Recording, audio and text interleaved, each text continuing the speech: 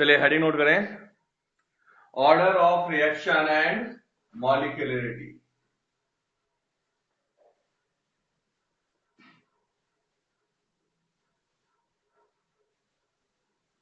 Molecularity,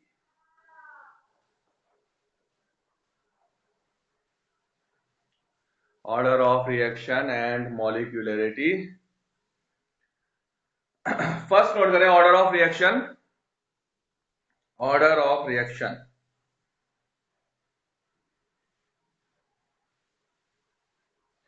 the number of molecules or atoms, number of molecules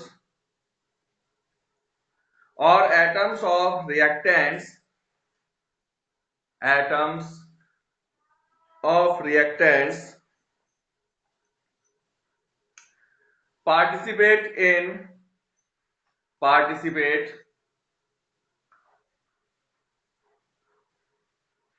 elementary step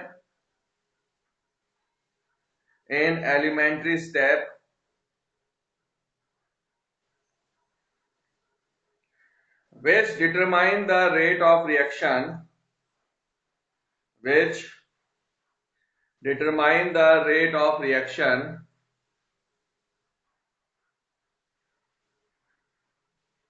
called order of reaction. Line change.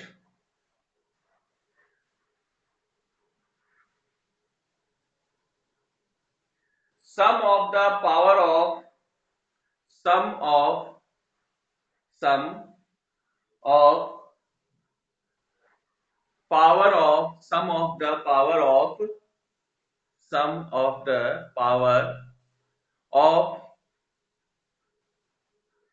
concentration of reactant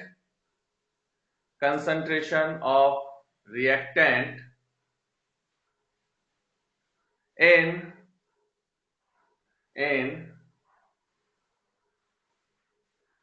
rate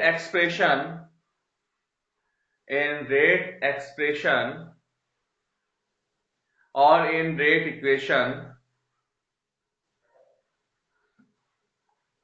or in rate equation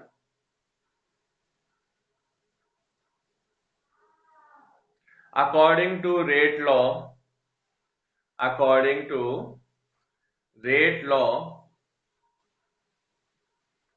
called order of reaction.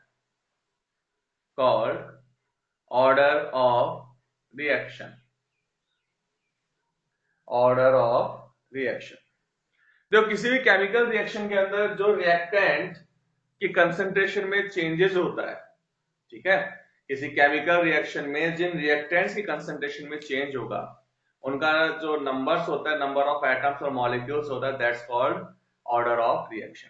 या हमने क्या किया कि suppose मेरे पास एक reaction है, मैंने लिखा N1A plus N2B gives product. So according to rate law क्या होता है? रेट लॉ के अकॉर्डिंग अपन किसी भी रेट इक्वेशन में केवल उन रिएक्टेंट्स को रिप्रेजेंट करते हैं जिनकी कंसंट्रेशन में चेंजेस हो, ठीक है। जिन रिएक्टेंट्स की कंसंट्रेशन में कोई चेंजेस नहीं होता है उनको हम कभी भी रेट एक्सप्रेशन के अंदर या रेट इक्वेशन में अपन मेंशन नहीं करते। तो रेट लॉ के अकॉर्डिंग क्या होता है, जो रेट ऑफ रिएक्शन है वो केवल उन्हीं रिएक्टेंट से डिपेंड करेगा जिनकी कंसंट्रेशन में चेंज हो। So according to rate law, rate of reaction equals to k a की पावर n1 and b की power n2. Then order of reaction is the sum of the power of the concentration of reactants, ठीक है, sum of the power of the concentration of reactants in rate equation or rate expression according to rate law. तो rate law के according जो हम rate equation लिखते हैं उसमें जो रिएक्टेंट्स की कंसंट्रेशन की जो पावर होता है उन सबका समेशन क्या होगा, ऑर्डर ऑफ रिएक्शन। तो ध्यान रखना, ऑर्डर ऑफ रिएक्शन जो होता है केवल उन्हीं रिएक्टेंट से डिपेंड करता है जिनकी कंसंट्रेशन में कुछ चेंजेज हो, जिनमें कंसंट्रेशन में कोई मेजरेबल चेंजेस होगा, केवल उन्हीं का कंसंट्रेशन का जो पावर होगा, that's called order of reaction. ठीक है। सपोज मैंने एक एग्जांपल लिखा, अपने 10th चैप्टर में डिस्कस किया था फर्स्ट ऑर्डर रिएक्शन। मैंने लिखा था CH3C CH3 CH3 Br plus KOH then form CH3 CH3 CH3 OH। अब यहां पर रिएक्शन मॉलिक्यूल कितने हैं? 2 है। बट जो अपन ने रेट एक्सप्रेशन लिखा उसमें अपन ने क्या है, rate equals to K concentration of alkyl halide. ठीक है, OH थोड़ा लिखा था उसके अंदर। तो अपने पास जिस रिएक्टेंट की कंसंट्रेशन में चेंज हो रहा है, केवल उसी को हम रेट एक्सप्रेशन या रेट इक्वेशन के अंदर रिप्रेजेंट करते हैं, एक्सप्रेस करते हैं। ठीक है, तो यहां पर rate equals to K concentration of alkyl halide. अब यहां जो एल्काइल हैलाइड है उसका पावर कितना है? 1 है, ये 1 मॉलिक्यूल था, तो नंबर जो इसका पावर है वो कितना है? 1। तो ऑर्डर ऑफ रिएक्शन क्या हो गया? Order of reaction equals to 1। ठीक है, तो अपने पास ध्यान रखना केवल उन्हीं रिएक्टेंट्स को हम यूज में लेना है जिनकी कंसंट्रेशन में कुछ मेजरेबल चेंजेस होता है। उन रिएक्टेंट्स की कंसंट्रेशन की जो पावर है उनका समेशन ऑर्डर ऑफ रिएक्शन है। ठीक है, बहुत सारी रिएक्शंस ऐसी हैं जिनके अंदर कोई चेंजेस ही नहीं होता है रिएक्टेंट की कंसंट्रेशन में, तो वहां पर अपन उनको जीरो ऑर्डर भी लिखता है। देखो एक एग्जांपल देखते हैं अपन। सपोज मैंने लिखा एक रिएक्शन है H2 plus Cl2 in presence of light then form 2HCl. So according to rate expression law, rate of reaction equals to K H2 की पावर 0 and Cl2 की पावर 0। तो ऑर्डर ऑफ रिएक्शन क्या हो गया भाई यहाँ पर? 0।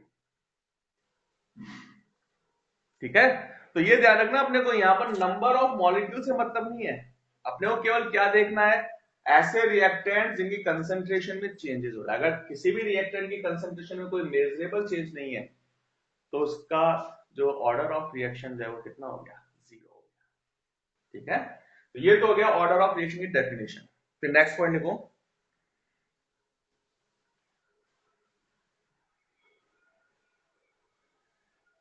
Order of reaction is an experimental value. Order of reaction is an experimental value. Experimental value. ठीक है, तो ये अपने पास क्या है? एक्सपेरिमेंटल वैल्यू है। मतलब हम थ्योरेटिकली ये कभी भी डिटरमाइन नहीं कर सकते कि ये कौन सा ऑर्डर रिएक्शन होगा। हो सकता है अपन सोचे 0 ऑर्डर है या फर्स्ट ऑर्डर है या सेकंड ऑर्डर है और रेट ऑफ रिएक्शन कुछ और हो। ठीक है ना, तो ये जो अपने पास ऑर्डर ऑफ रिएक्शन होता है ये क्या होता है? अपने पास एक्सपेरिमेंटल वैल्यू होता है, थ्योरेटिकल वैल्यू नहीं है। Next point,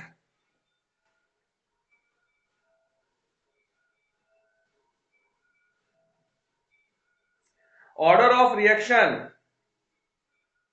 order of reaction need not be a whole number. Order of reaction need not be a whole number. Not be a whole number means it can have fractional values also. It can have fractional values also.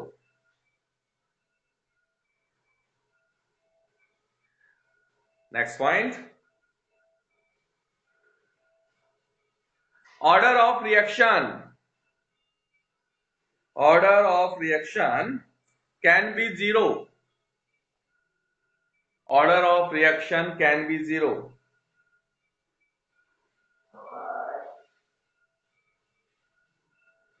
Next point,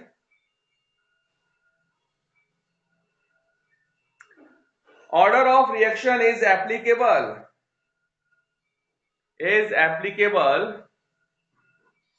to elementary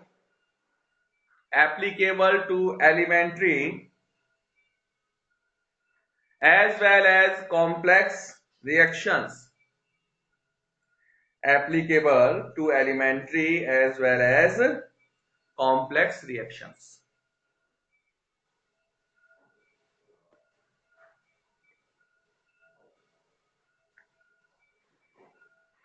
For complex reactions,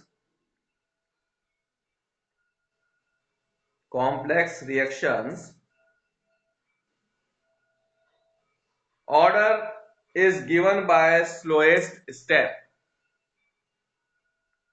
Order is given by slowest step.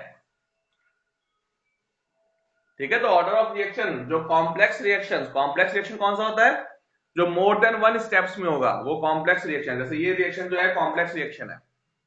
So in complex reaction rate of reaction depends on slow step और slowest step. ठीक है, तो slowest step में जो reactant molecules हैं केवल उन पे रेट ऑफ रिएक्शन डिपेंड करेगा. रेट ऑफ रिएक्शन एलिमेंट्री जो सिंगल स्टेप में रिएक्शन होती है उनको बोलते हैं एलिमेंट्री रिएक्शंस पे, और जो कॉम्प्लेक्स रिएक्शन है दोनों पे इक्वली एप्लीकेबल होता है. ठीक है, मैं इनको एंटर नहीं करूंगा भैया, 9:45 9:45 होने लग गया, अब आ रहे हो आप लोग. तो एलिमेंट्री और कॉम्प्लेक्स दोनों पे इक्वली एप्लीकेबल होता है.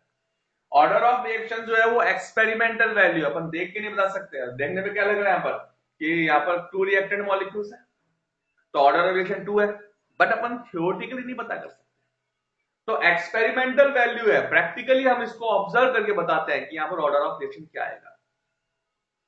ऑर्डर ऑफ रिएक्शन की वैल्यू जरूरी नहीं है हमेशा होल नंबर में हो, फ्रैक्शन वैल्यू भी हो सकता है, जीरो भी हो सकता है.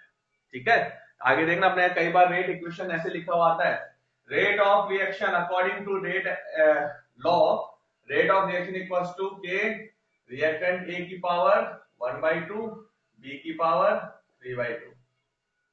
Then determine the order of reaction for this reaction. तो आप लोग क्या करना है ऑर्डर ऑफ रिएक्शन के अंदर, केवल इनकी पावर का सम करना है. तो order of reaction equals to 1/2 plus 3/2, 4/2 हो गया. ध्यान रखना अपने को कि अगर रेट एक्सप्रेशन के अकॉर्डिंग कोई रेट इक्वेशन लिखा हुआ है तो वहां पर रिएक्टेंट्स की पावर का समेशन करना है अपने को, और कुछ नहीं करना ऑर्डर ऑफ रिएक्शन. ये हो गया अपने पास order of reaction. Second note करो, molecularity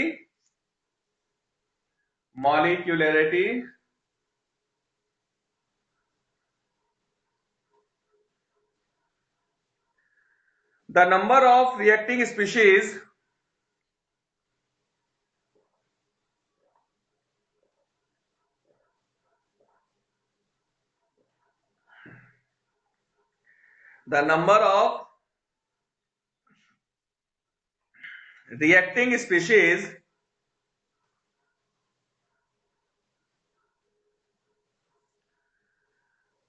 which participate in chemical reaction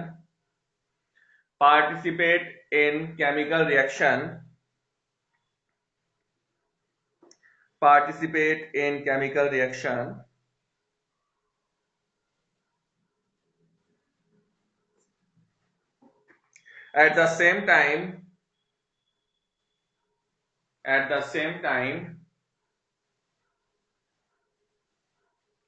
called molecularity of a reaction.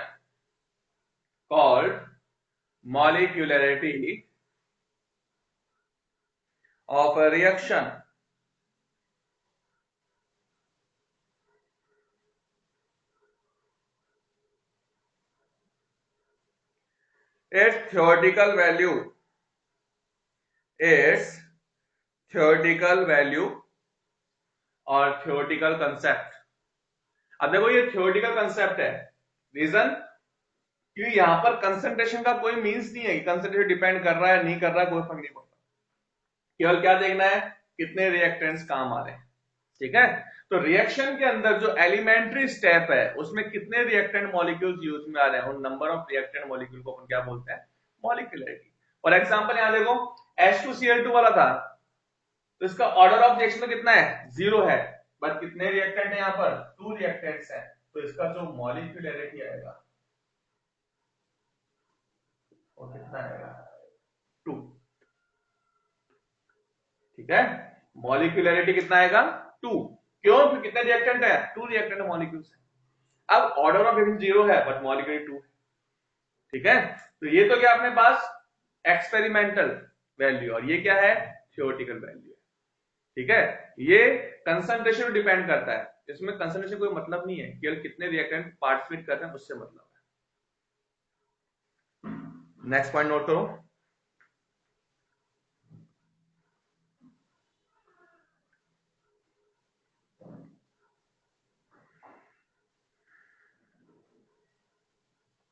Molecularity has whole number values only. Molecularity has whole number values only.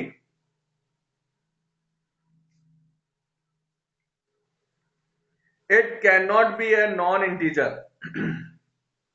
It cannot be a non-integer.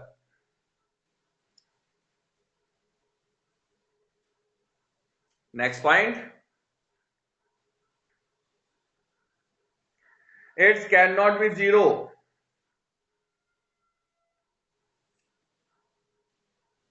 Cannot be zero.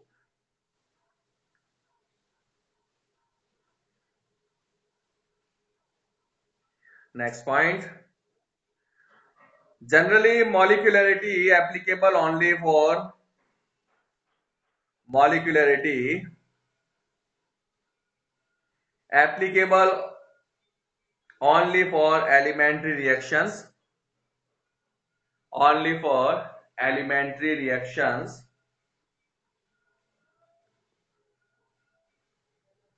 For complex reactions,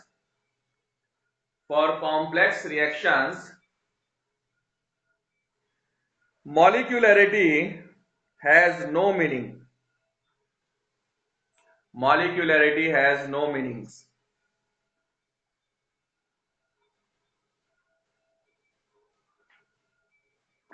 ठीक है, तो order of reaction और molecularity दोनों topic हमने discuss किया। Order of reaction जो है वो कंसंट्रेशन पे डिपेंड करता है और जो मॉलिक्यूलरिटी है वो केवल नंबर ऑफ पार्टिकल्स को इंडिकेट करता है कि कितने नंबर ऑफ पार्टिकल जो है वो रिएक्शन में पार्टिसिपेट कर रहा है, उससे मतलब है। ठीक है ना, तो ये हो गया अपने पास molecularity and order of reaction. अब हेडिंग नोट करो,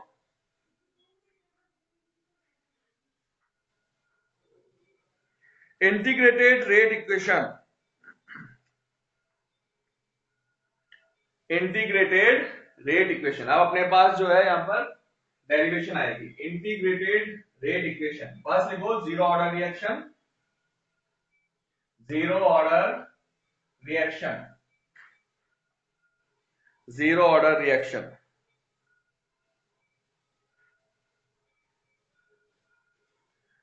Those reactions in which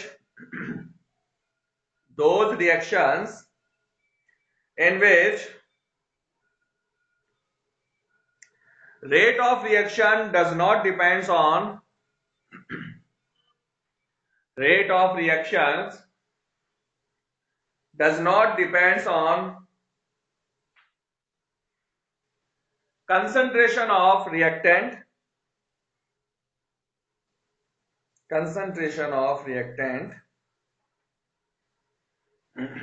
called zero order reaction,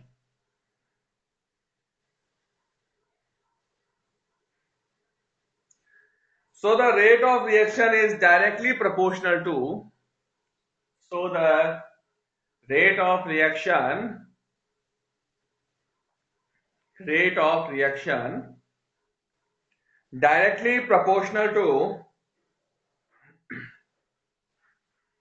directly proportional to zero power of concentration of reactants. Zero power of concentration of reactants.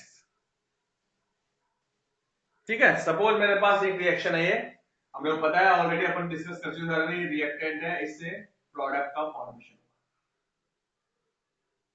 ठीक है। इनिशियली कंसंट्रेशन जो है ए का वो small ए है, product का फॉर्मेशन इसमें 0 है। At the T time A minus X mole convert into product, ठीक है, X mole convert into product, so remaining concentration A minus X. Okay, तो अब यहां पर लिखा अपन ने रेट ऑफ रिएक्शन, और rate of reaction reactant of product इसी के रेस्पेक्ट में लिख सकते हैं अपन। तो rate of reaction equals to dx upon dt, product के रेस्पेक्ट में लिखा मैंने। तो rate of reaction dx upon dt proportional to concentration of reactant power 0, और dx upon dt equals to k0 a की पावर 0, और जब a की पावर 0 होगा तो उसकी वैल्यू कितना हो जाएगा 1, so dx upon dt equals to k0 और dx equals to k0। First equation आ गई। ये अपने पास है डिफरेंशिएशन रिएक्शन या डिफरेंशिएशन इक्वेशन। अब क्या करना है अपने को, इसका इंटीग्रेशन करना है। Integration of equation 1, then dx equals to k0 dt, then x equals to k0 t plus c, second equation, where c equals to integration constant, integration constant। अब देखो यहां पर f t equals to 0, अब t की value 0 हो गया तो k0 t का प्रोडक्ट क्या आएगा 0, ठीक है। और जब t इक्वल टू 0 था यानी इनिशियल स्टेज के अंदर, तो प्रोडक्ट कितना था 0, तो x की वैल्यू भी क्या होगी 0 हो गया। तो t equal to 0 then x equal to 0, तो 0 equal to k0 multiply 0 plus c, तो c equal to 0। Place the value of c, place the value of c in equation 2, then x equals to k0t और k0 equals to x upon. तो ये integrated rate equation के लिए integrated rate constant की value आ गया k0 equals to x upon t। x क्या है कंसंट्रेशन ऑफ प्रोडक्ट, t क्या है टाइम, तो इसकी यूनिट क्या होगी भाई, देखो कंसंट्रेशन अपॉन टाइम। कंसंट्रेशन किसमें होता है मोल पर लीटर, तो लीटर इनवर्स हो गया। टाइम किसमें होता है सेकंड इनवर्स, यूनिट आ गया मोल इनवर्स, लीटर इनवर्स और सेकंड इनवर्स। ग्राफ प्लॉट किया अपन ने x और t के लिए, ये x और ये t, दोनों के लिए अपन ने ग्राफ प्लॉट किया। तो ग्राफ कैसा आएगा, क्योंकि प्रोपोर्शनल है तो स्ट्रेट लाइन आ जाएगा, ठीक है। और इसका जो ये स्लोप बनेगा अपने पास वो किसके इक्वल हो जाएगा k0 के।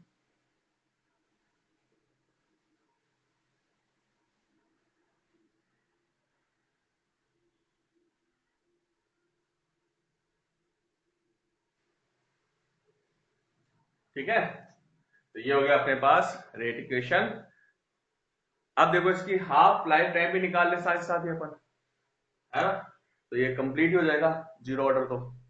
अब देखो हाफ लाइफ टाइम कैसे निकलता है, हाफ लाइफ टाइम का मतलब क्या है अपने पास कि टाइम पीरियड इसमें रिएक्टेंट का कंसंट्रेशन जो होता है वो इनिशियल कंसंट्रेशन कितना हो जाए हाफ हो जाए, ठीक है। तो लिख लो यहां पर half life time, time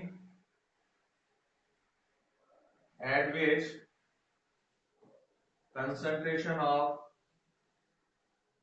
reactants half than initial concentration of reactant. ठीक है, तो इनिशियल कंसंट्रेशन कंपेयर कितना हो जाए, हाफ हो जाए, तो अपन क्या लिखें, टी हाफ लिख लें। ठीक है, अब देखो इक्वेशन क्या था मेरे पास, k0 equals to x upon T. अब t की जगह क्या लिखेंगे अपन, t हाफ, तो क्या आ गया, t half equals to x upon k0। x क्या है, प्रोडक्ट है। अब देखो t हाफ क्या होता है, टाइम पीरियड जिसमें रिएक्शन का कंसंट्रेशन इनिशियल कंसंट्रेशन कितना हो जाए, हाफ हो जाए। यानी अगर यहाँ पर t हाफ टाइम पीरियड होगा तो a जो है वो कितना रह जाएगा, a/2, क्योंकि इनिशियल कंसंट्रेशन का आधा हो गया। और जब टी हाफ पर रिएक्टेंट a/2 है, इसका मतलब a/2 पार्ट किसमें चेंज हो गया, प्रोडक्ट में। तो x की वैल्यू कितना हो गया, a/2 हो गया। तो यहां पर लिख दिया अपन T half then x equals to a/2। तो टी हाफ बराबर a अपॉन 2 और T half proportional to. Main zero order reaction के लिए जो हाफ लाइफ टाइम है वो रिएक्टेंट के इनिशियल कंसंट्रेशन के प्रोपोर्शनल होता है। तो ये हो गया अपने पास zero order reaction complete. Next class के अंदर हम लोग डिस्कस करेंगे फर्स्ट ऑर्डर रिएक्शन।